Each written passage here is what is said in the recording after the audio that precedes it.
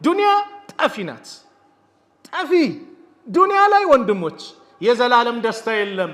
ዱንያ ላይ የዘላለም ሐዘንም የለም። ዱንያ ላይ ሁሌ ተሰቃይታ አትኖርም፣ ሁሌ ተደስታ አትኖርም። ዱንያ ለዚህ አልተፈጠረችም። ሁሌ የስቃይ ከተባለም አኺራ ነው፣ ጀሃነም ነው። አላህ ከጀሃነም እሳት ይጠብቀን። ሁሌ የደስታ ከተባለም አኺራ ነው፣ ጀነት ነው።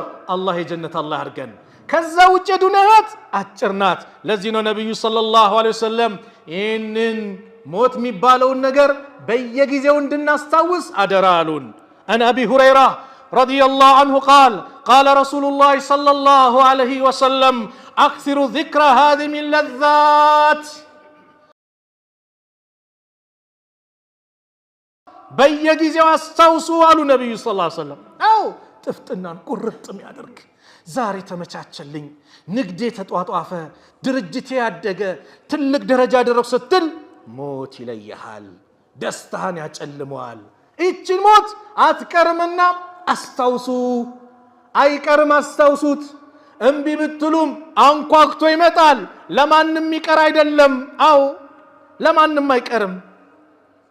የፈለግከው ህንፃ ገንብተህ ሞት እንዳይደርስብህ ብታደርግ አላህ ነገረን እኮ አይነማ ተኩኑ ዩድሪክኩሙል መውት፣ የትም ቦታ ብትሆኑ ሞት ይደርስባችኋል። ወለው ኩንቱም ፊ ቡሩጅ ሙሸየደ አለ አላህ።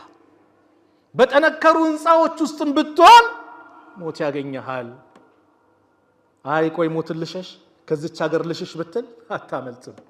ሱለይማን ዓለይሂ ሰላም አላህ ብዙ ስጦታ ሰጣቸው። ለሳቸው ብዙ ነገር አገራላቸው።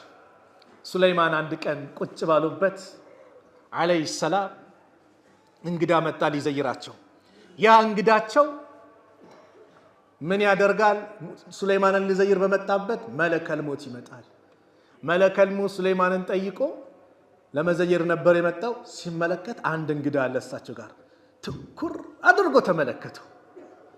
በጣም የተለየ አመለካከት ሲያየው መለከል ሞትም ዘይሮ ከወጣ በኋላ የሱለይማን እንግዳ ለነብዩላህ ሱለይማን ይህ ሰው ማን ነው? አተኮረብኝ፣ አፈጠጠብኝ አላቸው።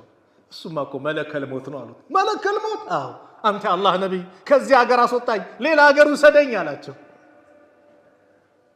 እሺ ብለው በንፋስ ያውም ባሁን በዘመኑ አውሮፕላን ሄሊኮፕተር እንደሚባለው የሳቸው አላህ ሁሉም ነገር አገር ትሏቸዋል። በንፋስ ወደ ሩቅ አገር ወሰዱት። መለከል ሞት በንጋታው መጣ። ማን ጋር? ሱለይማን ዓለይሂ ሰላም ጋር ሊዘይራቸው። መጀመሪያ የመጣው ዶሃ ሰዓት ነበር፣ ረፋዱ ሰዓት። ለምንድን ነው ትላንት የመጣውን እንግዳዬን በትኩረት የተመለከትከው?